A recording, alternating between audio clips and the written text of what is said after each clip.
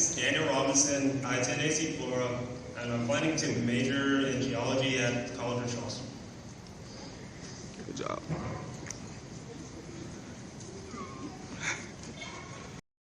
A year ago, we launched a series here on News Nation focusing on missing person cases that were not getting national attention.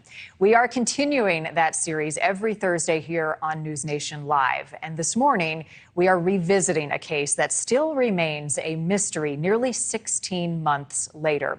It is the story of a young geologist named Daniel Robinson, who vanished in the Arizona desert. And in a moment, Daniel's dad, David, will be joining me live. But first, a look at Daniel's disappearance. Tonight, we start our series, Missing in America, taking you to where the people were last seen, meeting these families and bringing you their stories. And we begin tonight with Daniel Robinson. This is the area in Buckeye where his vehicle was found. This is remote. The terrain is extremely treacherous. Daniel Robinson was 24 when he disappeared, a geologist working his dream job in the Arizona desert. A coworker says Robinson left his job site on the morning of June 23rd, 2021. His Jeep, found a month later, crashed in a desert ravine. Robinson's keys, cell phone, and wallet were still inside, his clothing in a pile just outside the vehicle. But no sign of Daniel. I do my job and find my son. He's my son, I'm his father, and it's my job. For nearly 16 months, David Robinson hasn't given up on that job, searching the desert and bringing in his own private investigator. They took News Nation's Nancy Liu to the crash site. The investigator says too much doesn't add up, including red paint transfer on the side of the Jeep. The vehicle was tipped over on the passenger side, so there's no red paint in this area. So how that got there, that's why I'm saying that vehicle did not crash here. That vehicle was, its last place of rest was here, but something was going on with that vehicle. He notes other inconsistencies in the crash report. The vehicle had 11 additional miles on it from the time the airbags deployed. It had 46 additional ignition cycles on it after the airbags deployed. But Buckeye police say there's no evidence of foul play and have resisted a deeper investigation. The private investigator is also no longer on the case, but Robinson has finally convinced an outside law enforcement agency to go through Daniel's computer and cell phones for any clues. They saw some of the things that I was seeing, and they wanted to look into it themselves. While he waits for any information, he holds vigils. As you guys know, I've been here retired over a year, searching for Daniel. And has organized dozens of searches. Still don't have the answer that we're looking for. But we thank you for coming out here. It really means a lot to us. Covering more than 23,000 acres, using four-wheelers and on foot. On at least 2 separate occasions, volunteers found human remains, which turned out not to be Daniel's. Even though we didn't find Daniel, but it gave you some relief a little. That, we was able to bring some other families some type of closure. He raises money on GoFundMe and takes every opportunity to speak about his son's disappearance. I was here to bring awareness to my son's case. Even appearing at CrimeCon in Las Vegas. Robinson has created a robust social media presence, a sophisticated website documenting coverage of the case, and weekly live online updates. All to keep his and other cases in the spotlight. I'm blessed that I have a small platform, especially on YouTube presence, as well as TikTok and Twitter. In that doing so, I'm able to also help other families. I had other families on my Q&A to be able to tell their stories as well. This Army veteran with a new mission in life, one he says he'll never give up.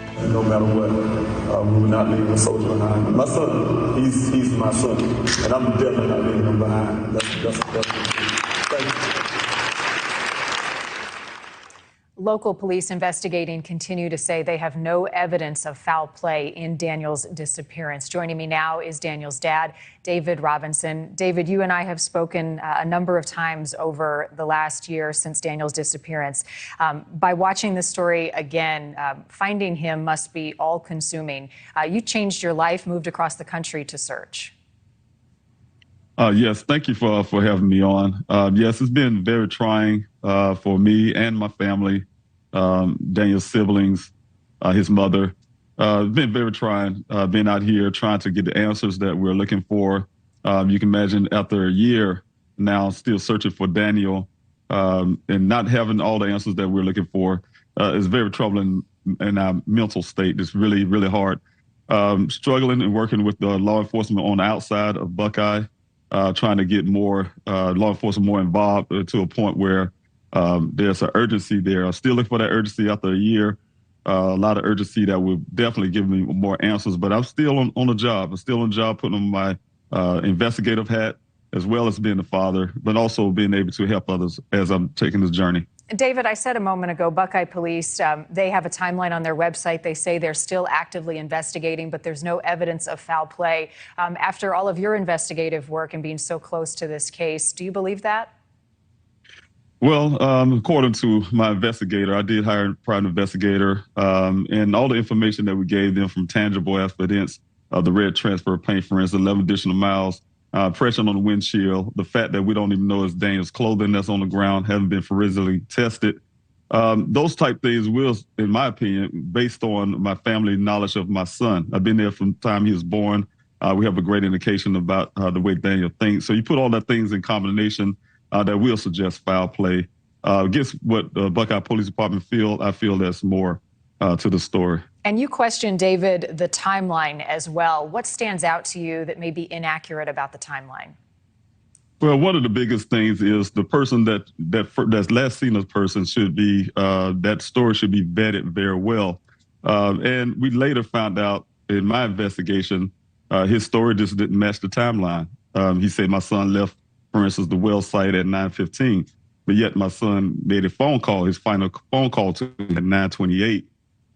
Those calls and the desire my son sent a text message to ask for the location came unanswered. So again, like I said, my son called at 9:28. I'm assuming to ask for direction. So the timeline is not right. When the timeline is not right, you really have to scrutinize that story a little more. David, this is a tough question to ask, and I'm sorry for asking it, but do you feel as though Daniel is still alive? I have to. That's the only one that's one of the things that keep me going. It's also crucial for my family, his mother. We're people of faith. We believe in God. We believe in miracles. Though sometimes I look at everything that I have evidence-wise that would suggest other things, I still keep that hope and that faith because we don't have those answers of where Daniel is located. So I always have to keep that faith that somehow I'm going to bring my son home alive. And I really want to believe that. And I'm going to continue to believe that. I appreciate that. And David, as we look at pictures of Daniel on the screen, there's one video that I just love where he's standing outside and snow is falling on his face. He's got this great big smile. I want you to share with people at home your son, his personality, who he is, and what you miss most about him. Yeah, Daniel's very free-spirited. You probably can tell by the pictures. He's loved by a lot of his friends. He's a very friendly person. He loves nature. That's the reason why he's a geologist. That's why he came out to Arizona. He wants to be able to be in tune with nature. Also, he's a very family-oriented person. He definitely keeps the family together. Like I said, he shows a lot of love to his family. We love him back. One thing I miss the most for me, on my perspective, is having a conversation with my son. My son always come to me. He come to his mother. He calls all the time. We keep in contact with each other. But for me, just having that 2-hour conversation that we normally have, where he's asking questions, he's wanting to know things, he get advice, his entrepreneur spirit, what he want to do in life. He always plan things and always look on the positive light. I miss those things about my son. And do you think about what you would say to him now if he could hear you? Yes, of course. I've been here over a year searching for you. I'm not giving up. He's my son. I love him dearly. I'm here to fight. That's what fathers do. He know I have his back, and I'm here for him. No matter what, I'm definitely here and want to make sure I bring him back. And I'm not going to let anyone stop me. I want him to know that. Amen. David, you have become such a powerful voice for so many other families that you have come in contact with who are also trying to find their loved ones. What has that support and getting to know these families meant for you and giving you hope in your case as well? Yes. One thing, it's always something light at the end of the tunnel. It's definitely been a long experience. But in that experience, when you're a person that just have a missing loved one in your family, you're unaware of what other people are going through as well. I found out this is not unique to my family. there's other struggling families that don't even have a voice, so be able to talk to people all the time and hear their stories, it caused me to be passionate. I couldn't be human without answering those calls. I just want to make sure that I'm helping the other families as much as I can through my journey, doing everything I can. That's the reason why I have the Daniel Robinson Foundation, as well as other events and things I do to try to make sure I can get other people's story out there. I'm very passionate about that. Want to help everybody I can. It's my duty and my journey as well to be able to do that. Well, you're a great dad and you've got a big heart, and I know you've got a big support system behind you as well. And the most important thing is keeping Daniel's story in the headlines. We're glad to partner with you as you do that, David Robinson. Thank you for giving us some time. I appreciate you. Thanks so much. My best to you. And if you have any information on the location of Daniel, if you have any information in this case, the Buckeye Police Department are still actively investigating. You can also go online to pleasehelpfinddaniel.com. And you can follow our missing series here on News Nation every Wednesday.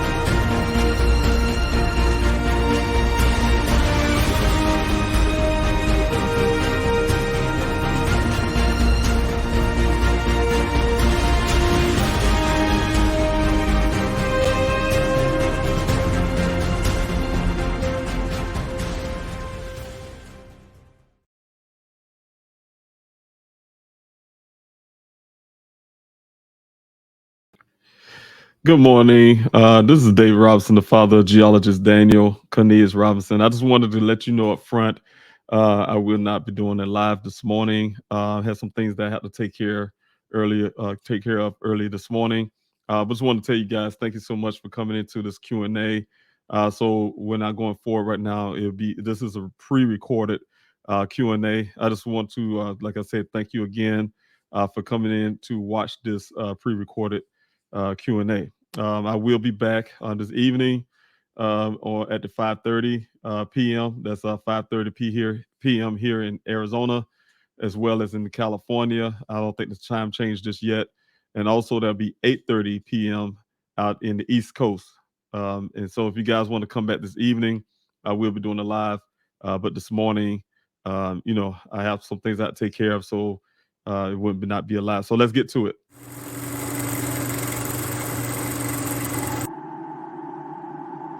When the lights and camera turn off, I will be here.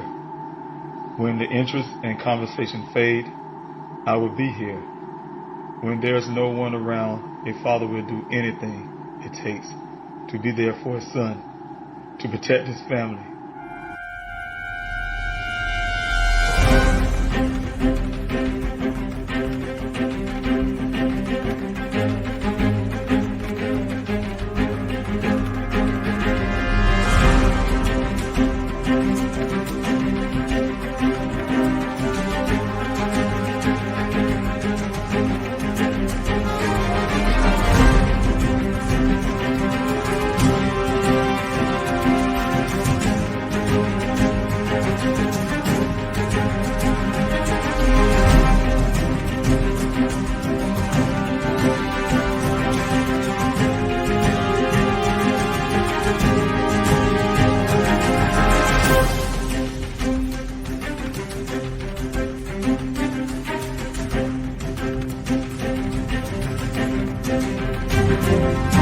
Daniel Robinson went missing 4 months ago. This is the last photo his family has of him.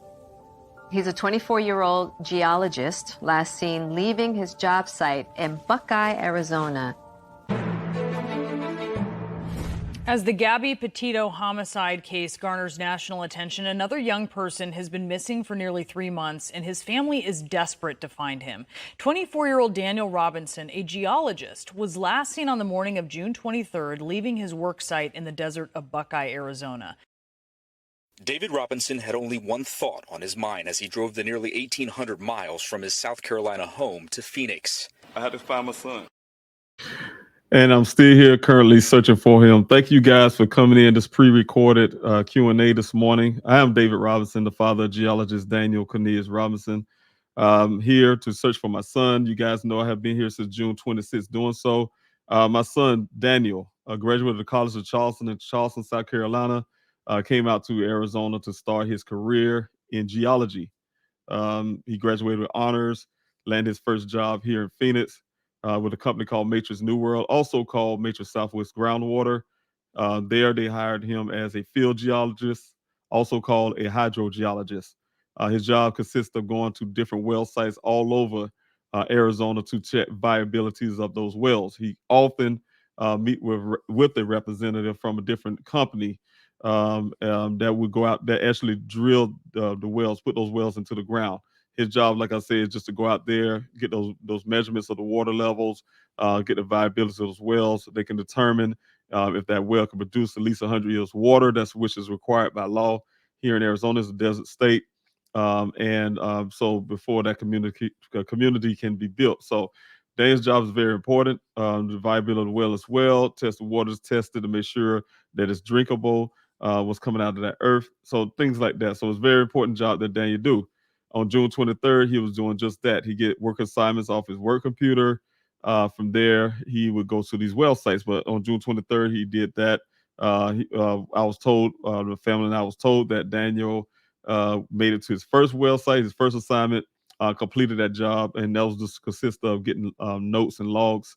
And then from that point, he should have been headed to the second well site. He was given information from his job of the person he would be contacting, the phone number and things like that. The person that was waiting on my son, his name is Ken. working off of Sun Valley Parkway and Cactus Road area, out there in the desert, off the road into the beaten area of the desert. But he was supposed to meet him out there on that roadside, and he did tried to get in contact with Ken. Ken called him, according to Dane's phone record. Called him that morning. The call was missed. Dane called him back. The call was missed, so it's pretty much a back and forth thing. Ken, when he called the first time, he left a voicemail to let Daniel know not to come out to the well site. Don't come out just yet because they have some type of fueling issue. Fuel truck didn't show up or something out of other. And so from that time, it's been a back and forth with Daniel. Would try to send out messages, end up sending a text message, try to get a location. That text message went unanswered. Daniel waited for a little while longer and then made a phone call around 9:28 that morning to ask for direction. But according to the worker at the well site, my son arrived at that well site at roughly 9 o'clock that morning. And then after that, he left about 10 or so minutes after that, which is what I was told at 9:15 by that worker, and also from the police department that my son left at 9:15 to never ever be seen again. So, you guys, like I said, I have been here since June 26th, put in a missing person report. And the reason why I put the missing person report is based on what we know about Daniel. We did our due diligence. He wasn't answering his phone. He wasn't at his house. His sister went up to check that. His vehicle, when we say it wasn't his house, his vehicle wasn't there. She didn't get in contact at the door. That made me very suspicious. I want to make sure Daniel's okay. Make sure there's nothing going on with his car. Somebody stole his car, whatever the case may be. So I did reach out to Tempe. My son's a resident of Tempe, Arizona. And I reached out to the Tempe Police Department and see if they can do a welfare check to see if Daniel's in his apartment. Nothing's going on because we've been trying to locate him. Tempe declined to do so because I mentioned that he was last seen by anyone according to his job. They say his last seen around the White Tank Mountains. I didn't know what Sun Valley Parkway was at the time, but I heard them tell me about some White Tank Mountains. So when I mentioned that, they say, hey, that's Buckeye's jurisdiction, Buckeye, Arizona. They got me the information for that. I called Buckeye Police Department. They told me I couldn't put a missing person report in. I had to wait for 12 hours. And at that time, that's when I was able to call back. And in that conversation, I definitely asked for that welfare check.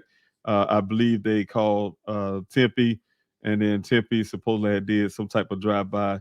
Didn't go inside the apartment, but went to drive-by to see if anything looked suspicious from outside his apartment.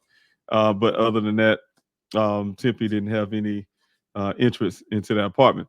Going forward, like I said, you guys, I've been out searching. When I got here, investigating, working with the Buckeye Police Department, getting all the information we can, passwords to you name it, try to get some things rolling for asking questions. Hey, we need the cell phone pings and the pictures. I mean, some video footage of him leaving the apartment, things like that. That also went unanswered by that department. Everything we asked for as a family, trying to get answer for, they said they couldn't provide or couldn't get or something out of other. So those things kept going on for a while. You guys know I had started my search, like I said, really quickly. And also my city search, which turned out to be ended up turning to be a city distribution of flyers. And I'm still doing all those things to this date. The searches have slowed down now, and as a matter of fact, it's on pause. But I continue to do my flyer distribution. I do have a search this month, but it's a private search. It's not for the public. And so still doing some things out there in the desert, trying to make sure I locate my son if he's out there. I'm praying to God he's not, but I still have to do my job and look anyway. But I do have the flyer distribution, got flyers going all over this country, all over the United States, here in Arizona as well. Just mailing out flyers to people, handing them out, putting them on cars, you name it. I had the billboard from the east side of Phoenix to the west, as well as, like I said, going to different events and making sure I get those flyers out that way, reach as many people as I can. I'm doing this Q&A to get Dane's story. So there's a lot of work following leads and also continue to investigate. I've worked very hard, you guys, and I really appreciate you guys been supporting me and having my back. I've been working very hard in the background as well, talking to officials outside of Buckeye because I really don't have trust in that in that department any longer. They damaged my son's case enough, and we trying to get that. Make sure I get that my son's case and put into a different jurisdiction, and so I'm working on that. And but I have made some progress because I did convince one law enforcement agency to look into Dane's forensics on his on all his electronics. I'm still working on them to try to get this forensics on the vehicle you guys see behind me, all the clothing that was found on the ground, the airbags that come from that vehicle. I need forensics done on all that stuff. We don't even recognize the clothing, so we only can say go by what was told to us. But I need to get those forensics done on that vehicle, the red transfer plate, the clothing, you name it. But I am grateful that I worked hard with my team as well and assisted, and we got some things done. We get the departments to this one department to get those forensics done on the electronic devices. The 2 cell phones that I found that in my searches, 2 cell phones that was found in my searches out near the crash site here, and also Dane's cell phone as well as all his electronics that he has that you guys know about that was found on the scene, as well as the ones in his apartment. So have a lot of things on that way. The positive note on that part, I'm really grateful for that. Still, like I said, still fighting for the rest of the forensics. Everything need to be done. We need to find out what happened to my son, and I'm really pressing law enforcement to do the right thing. Like I said, one department's not doing the correct thing, another department just watching, don't say anything. They can't call themselves a good police department. Police don't stand up for the blue and the blue is wrong. They stand up the blue and the blue is right. So we need to make sure that they actually serving the people that they're sworn to protect. So definitely gonna push them to that, and still gonna hold them to it, and still gonna fight for it. But anyway, this morning I want to tell you guys, thank you again. I want to share one thing that came across my mind. I said it one time before. You guys know last week I talked about the just had the whole efforts about the whole chain event that happened with the guy at the well site. So I have things I've been talking about in the past, bringing to your attention. We was talking about the well site and all the things that was found in that well site, and the evidence that would show that somebody was covering up something in that well site. Also the distance from where I was told you go 1 mile west into that desert and 2 miles north. The 2 mile north at that junction would take you to the second well site, not the first one. And so it take you to that second well site where I gave you guys the video with all the things items that's in there that shouldn't be there. The guy that was doing the well inspection, he said, "Hey, those wells don't supposed to have all that." You can see the evidence of somebody dumping a large amount of dirt down in there as well as the piping and the things like that. So that something's being covered up there, and we need to have that analyzed as well. So I'm pushing law enforcement to do the right thing for that, and I'm trying to get those things covered. But anyway, going forward, I just also, like I told you guys, I still go out and do some little things out in the desert. One of the biggest things that came to my mind again, I want to show you a video. And this is not gonna be long. I just want to show a video let me see if I can get it going here. A share screen. But one of the videos I want to show you here is a video of the panels on my son's vehicle. The Jeep Renegade do not have a glass. I was told by the Buckeye Police Department that my son, in this scene right here behind me, my son had, to give you a backdrop, my son had um, uh, wrecked his vehicle down the ravine, right? And said that his vehicle twisted and turned and blah blah blah, and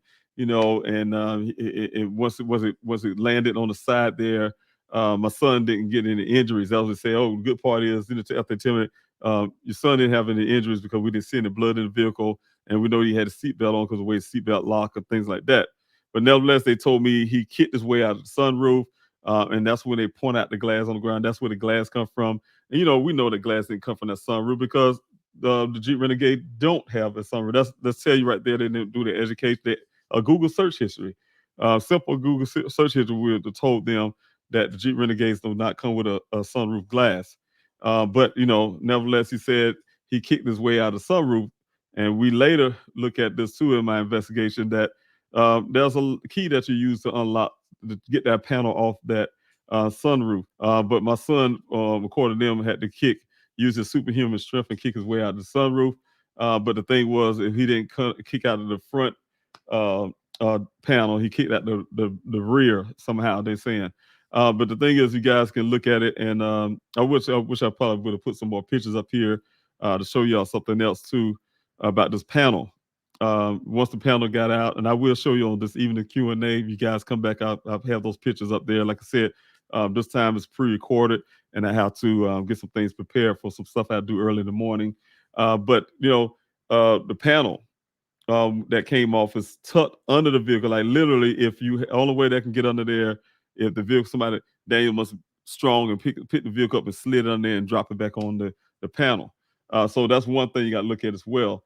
The other part is he supposedly had kicked out of the sunroof and this panel on the sunroof and just kick out of there in the back seat too. He must have went to the back seat instead of just going through the front area of the vehicle. He went through the back, according to them. Got out there because he had a brain injury. He shredded his clothes because he thought it was hot. They're saying that's what the clothing right here, you guys, behind me, the pile, the safety vest sitting there. They're saying that's his clothing. He shredded his clothes because he thinks it's hot. And he had a severe brain injury, and that's what brain injury does.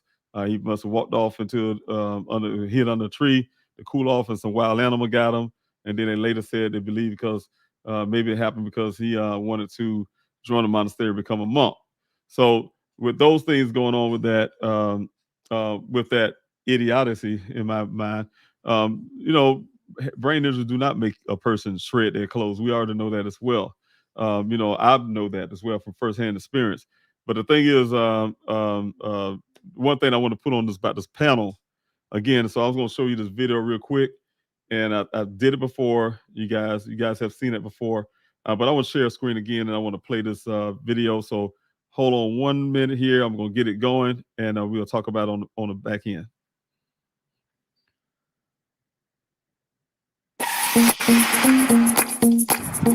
This is the 2017 Jeep Renegade Desert Hawk Edition. This is stylized for people who love off-roading, and especially those who like to drive in the desert. And in fact, there's a map here on the hood of the car. See if you can tell me, if you can guess what this is a map of. This car starts at about $26,000. It has seating for 5. It has a nice cargo space. It's a smaller SUV. But I want to show you the really cool thing that makes this different than all the other Jeeps on the road. It's something Jeep calls My Sky.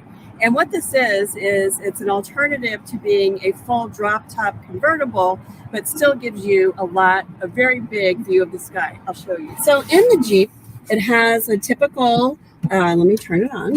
It has a typical sunroof, so you can slide this panel back, but you can also take this panel out as well as the other panel. I'm going to show you how that works. So first you need this key. This is the My Sky key. So there's an indent here with a unlock mechanism, and you unlock it and this handle comes down, and you pull this back and you can pop the panel up. You can pop the panel up, and I like to set it just slightly to the side. And then I have to go to the back seat and do the same thing. Now the panel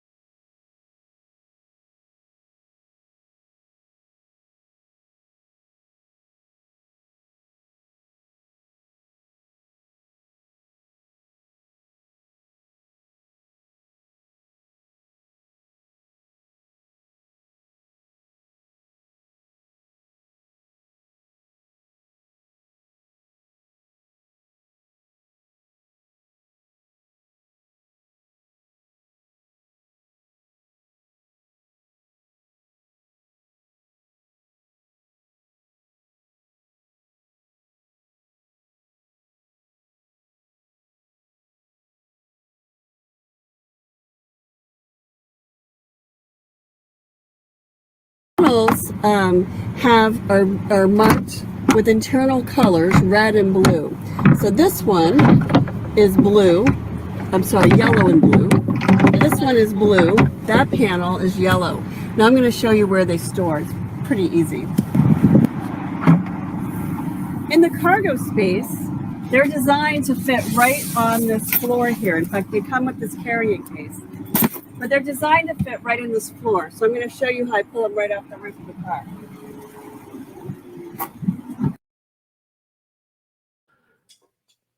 Okay, I'm gonna say this again. What I did, I just noticed just a while ago. I think I was just talking the whole time, and you guys couldn't hear me. But what I was saying is, it puzzles me. Again, like you saw her use that key. You have to have that key, and according to them, the person kicking out. So I'm saying that sunroof should have been bent, damaged, and that panel should have been bent inward. It's like somebody kicking it in, damaged in that way. And as well as, like I said, why he would go in the back seat, if they say, oh, she's kicking out through the back seat to get out that, if he was on the front side coming out of seatbelt. So a lot of that stuff just don't make sense to me at all. And then at the same time saying that, he kicked out of that sunroof and had some type of head injury, and was okay enough for where they thought that they should give me everything that belongs to my son from that scene, give me the vehicle itself, and say have a good. They don't say nothing wrong. They didn't put him in as a endangered person with a head injury they believe he had. That was their theory, some type of head injury. So, but I'm saying, you guys, you look at the video and I was let it play again. Those panels actually come off, both of them, the front and the rear, and they fit in the back. That's what she was showing you. They fit in the back. She just go get them and you just lie them back into the back area, the trunk area of the vehicle.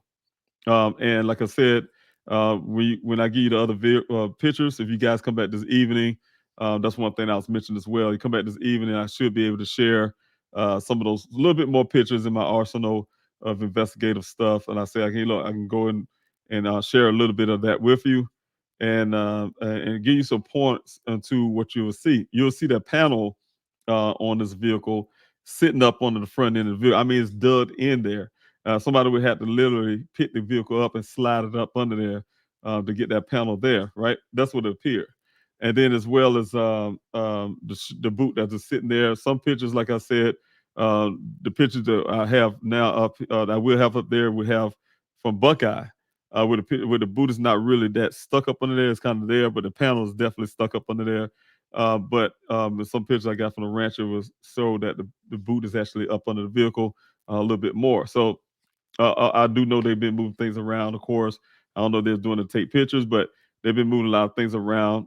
Some pictures the Buckeye Police Department had my son, a box that he had in the back seat. It was outside the vehicle, sitting on top of the car vehicle, and then the other pictures back in on the back seat where it was, I guess, found.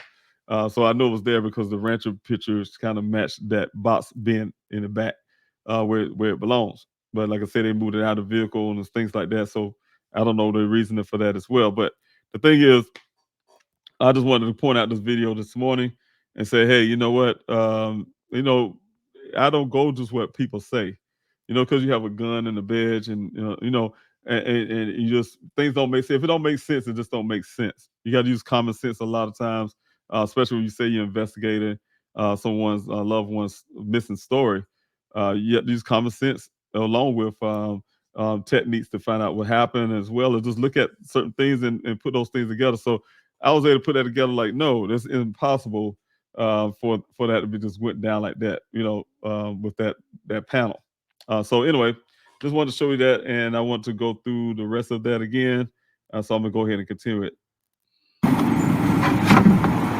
If I need to, I can stand up here, but I'm 5'8", and I don't really need to stand up here. I can actually reach the panels and pull them down while standing on the ground. I'll show you.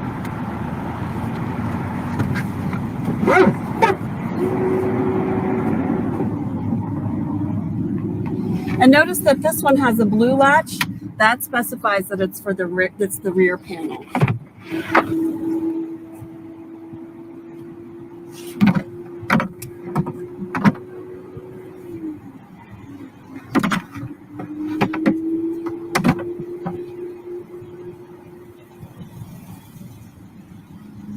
This one has the yellow latch, and that specifies that it's the front panel. And then I just close the gate. It's that simple. Now come see how great the car is.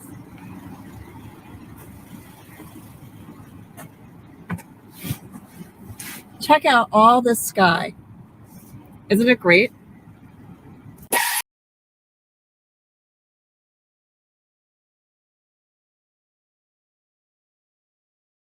Oh, so thank you guys again. That's just all I want to show in terms of that panel.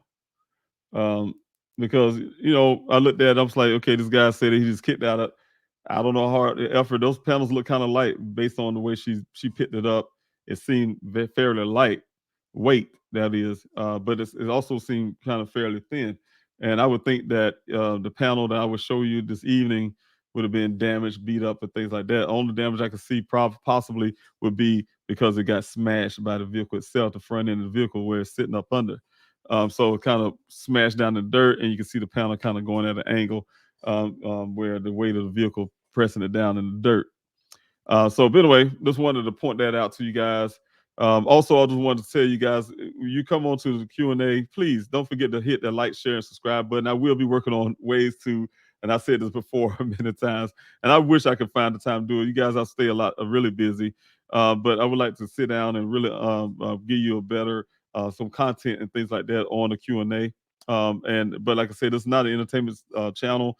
It's definitely for awareness of my son's case. That's my number one and my main priority, is to bring awareness to Daniel's case first. That's the priority. And then as well as to help other families that want to come on. You guys have a missing loved one that you want to share the story. You just hit me up. Hit me and my team up. Please help find Daniel at yahoo.com and put your request in to get on this channel to share the story. And I really wish you do, because that's something I really, really striving to help families get your story out. So yeah, again, you can hit us up. Please help find Daniel at yahoo.com. And as well, like I said, you guys who don't have one, the support, we definitely need that support to keep this channel going. So like I said, again, if you hit that like, share, and subscribe button, that will help tremendously. But I do want to share another thing with you guys before I go, because this Q&A is going to be really short here. I want to show you the website. I was going to go through the website here, and I'm going to pull it up real quick and just talk about the website. You guys, one thing for sure, this website is for Daniel. I started the Please Help Find Daniel.com website when I first got here to Arizona. I did that because I needed to get Daniel's story out. Meaning that, sometimes you, and I say this to families too, definitely you want to show the humanity, or show the person, show their picture, show who they are, and things like that. So starting a website kind of early, the first thing, is very crucial and important. That's what I think. And then from there, I end up starting a website with the help of another gentleman who helped me with the searches as well. We started the searchfordaniel.org. And from there, I took the searchfordaniel.org and rerouted it back to Please Help Find Daniel later, because it didn't make sense to have two different websites, one for searching and one for family information and things I put out. So Please Help Find Daniel.com can do everything all in one. So one thing I wanted to point out real quick, when I tell you guys, if you can come to this, just come to the website here, and there's your support.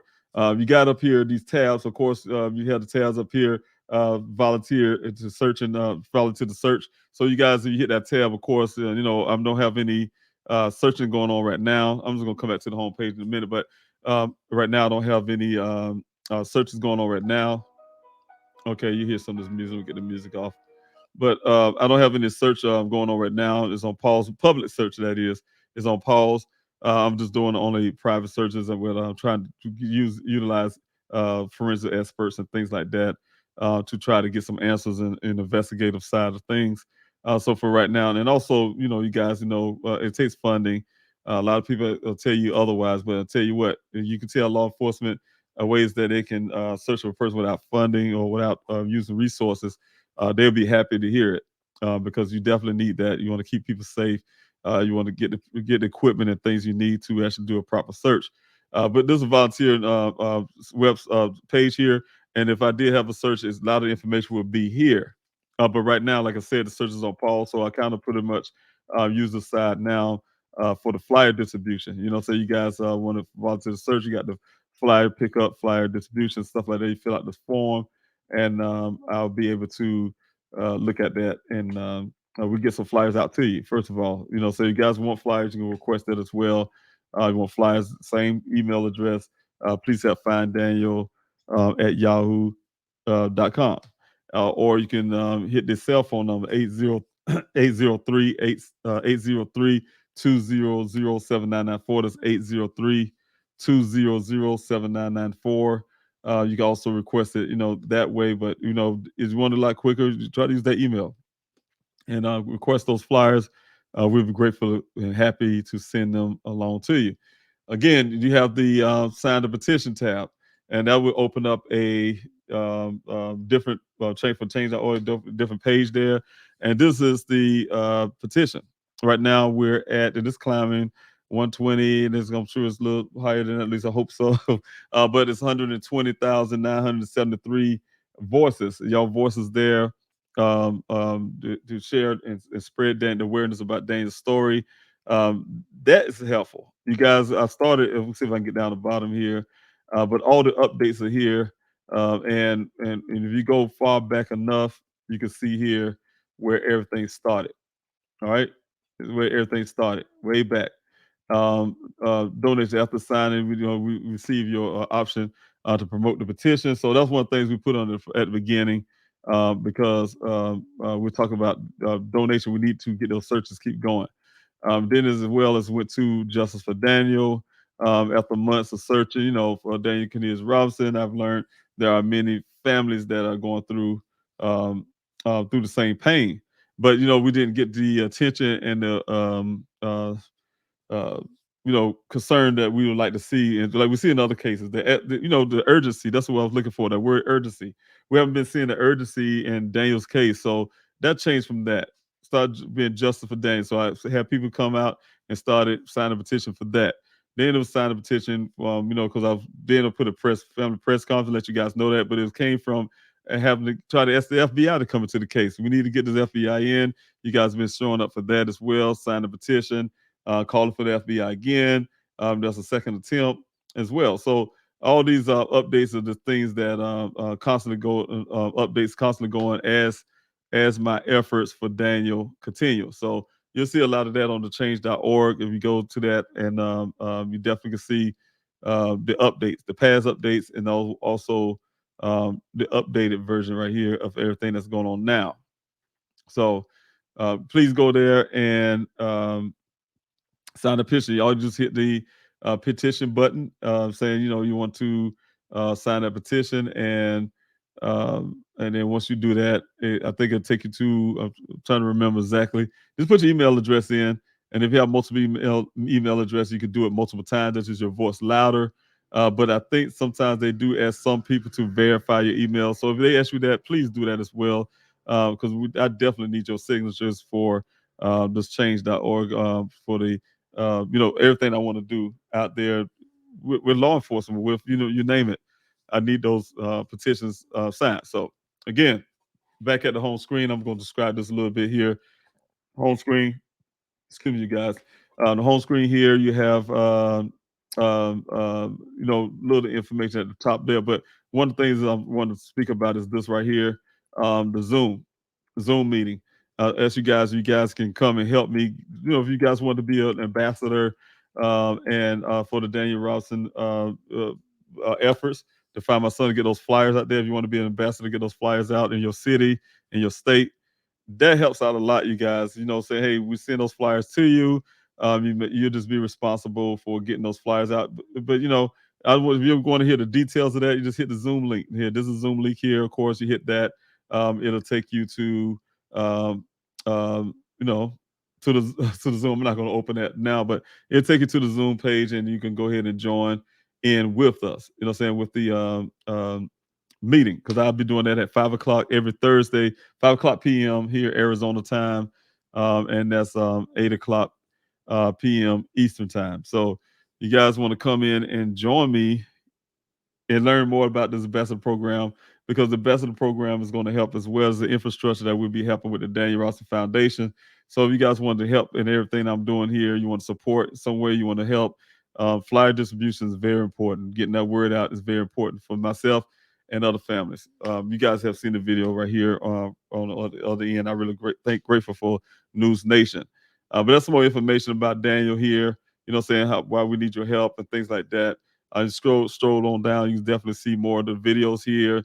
Little story, the background about Daniel as well, and then from there. So this is the front long end of the page. You guys, you got some pictures down on the bottom, of course.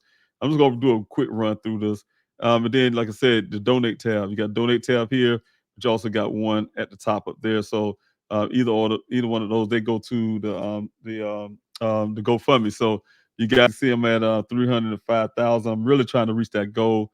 And the reason why I'm reaching these goals, it helps me from, like I said, you guys, it's donating from day one. I started the GoFundMe.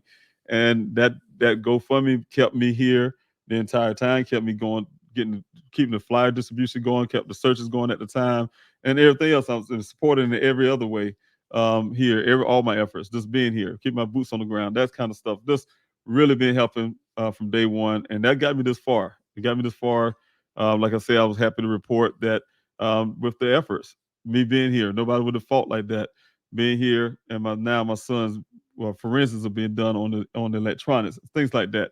I'm getting a little more answers to some things that I should have known a long time ago, but I can't show it to the public. So there's a lot of things that's happening, and I'm really grateful for that. But I'm grateful you guys are donating and showing your love, and I really, really, really am blessed by your love. But at the same time, you guys can see the updates as well.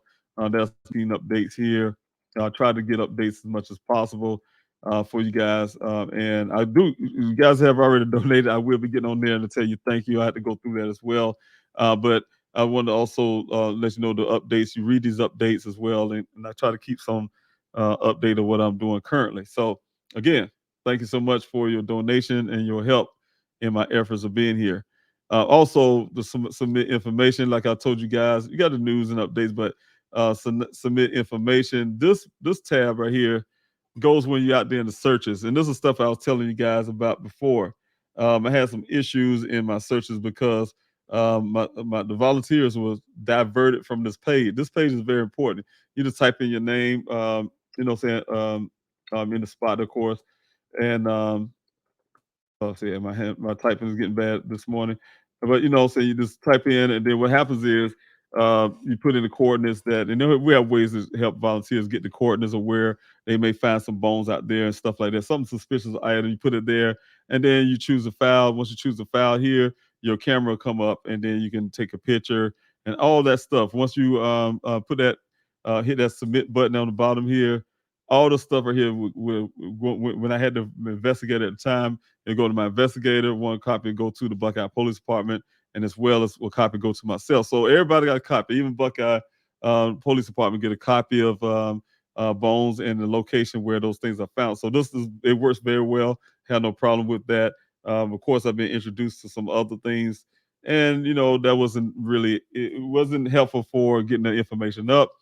I think it's called Gaia GBS. That is good for keeping track on mapping. But it was a horror story when it came to keeping track with the pictures and things like that. It caused a lot of pictures to get lost and things like that. So definitely, guys, next time I have searches, please stick with that. So I'm telling you guys, there's no other website, there's no other sources of anything other than pleasehelpfinddaniel.com. I would not tell you to go other places. I would not tell you to upload pictures or give them to anybody. And don't even give it to people. Sometimes people come to you and say, "Hey, look, I can take these pictures and give it to the Robinson family." I don't direct anybody to do that, so you guys don't have to ever worry about that. But definitely have the we tip right here. This is the tip line that I'm telling you guys about. The tip line is there. Anytime you see the we tip on the website, that's the tip line. You guys got the information right here. All you have to do is look at the English or whatever. You can stay anonymous. This is what happened if you was to not want to call the number and the tip line number that you guys see, the 844-602-0660 that you see have on the bottom of the screen there. If you don't want to call and you just want to text the word tip to that number, this is what comes up. This page right here will come up. Do you have information regarding the circumstances of Dan's disappearance? You can put in, all this information you can fill out. And then, I'm just going to say no. I'm an example. So you guys can see what happens. Would you like to remain anonymous? You can say yes or no. I'm just going to put no. But then you put your name there, blah, blah, blah, you say no, right? And your phone number, email address, whatever information you want to put there. But if you say yes, you want to stay anonymous, you see how that thing just disappeared, it's gone. And do you want to include photo? That's optional. You said no. But then you go to the next, go down here to the bottom next, and then, you put in, we still need your help for more information, blah, blah, blah, so on. You put some things in. So it's all depend on what you want to do. And then you text in or text in for texting, you text in with the information you want to give. So, but if you was to go back and you want to say, hold on, so you said, do you have any information? If you put yes, the drop will come down for more information. And then you put all the stuff up, blah, so on. So you can remain anonymous. And then also you have an option to actually speak with me or my investigator at the time. You get to actually have a conversation without even know who you are. So those options are there for that tip line. And the tip line, again, is for those who may know something, have heard something, can actually say something. So definitely want that, you guys, to see how that works. Okay, you got the volunteer, you got the PDF here, download the printed PDF. You got the volunteer to search on the drop. You got to check in and check out. When you search, when you out there in the desert, we definitely have you check in and check out. So we don't want a rescue team look for a rescue team. So search team look for a search team. None searching for volunteer sign up. That's the same thing you have here. Volunteer in other ways tab right here at the top. Click on that. And that's why I tell you guys, if you live in, I don't care where you live in, you live in a different country or live here in the United States, you just can't get here to Arizona, you want to help, you can put this information here. Put your information there, your name, email address, yada, yada. You get all that stuff in there. And then on the bottom, you kind of have these things that we're looking for. If you have any professional experience of the following areas, please check. You check those. If there's anything else, you can go ahead and fill it out there as well. It can explain other information. Then you go to the next or whatever. And then when you go to the next, because it's not going to let me go there, but there's some more information there that you can put in as well. So they help us with the foundation when it's come up. The foundation come off the ground, we launched that. That's going to definitely help us. We need all the help we can. And I said, we, myself and my team, to help other families. So all this is important for other families as well as just helping for Daniel. So definitely if you guys can come in and volunteer in other ways tab, that would help. They kind of let us have a collection of people that we may be able to use in certain areas. You guys say you want to help. So, all right. And then they have the events tab up here at the top. That's all on the home screen. Events tab with all the events will be located. Like we had the candlelit visual in the past, you guys know. And you'll see some of the past ones, a day of remembrance and things like that. So you guys see that right here. We had the first day of remembrance and then the second we ended up doing on September the 10th. And that other one we had the council, you guys remember, on June the 25th. But the thing is, you got all the events will be there. And that's, where you can click that tab and it'll take you to Eventbrite or whatever we're using to promote our event. So definitely there for you. Also, you have lastly is the print the flyers. And I'm saying, you guys, if you want to help as well, and you don't, mind printing those flyers out for me, that's helpful. That's a PDF right here.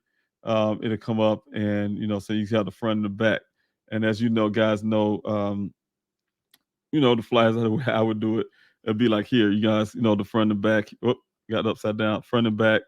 And my orientation is not good, but definitely the front and back of the flyer. So again, this is Daniel Robinson website. Please help find Daniel website. So definitely want you guys to come in and help as much as you can. I really appreciate it. But I'm not going to talk long. I just wanted to make this real quick quick Q&A for this morning. And I just want to tell you guys, thank you again. I will be coming back this evening to share some stuff with you guys. Right now, I just couldn't put some things together I would like to talk about. And then I'll have your questions. So that's going to make this a lot different too. So, but definitely want you to come back to this evening and at 5:30 p.m. Right here in Arizona. That's 8:30 p.m. out in the East Coast. And, join in with me. Join in with me. And like I said, I'll show you some things about the panel. We have some more subjects I want to talk about as well.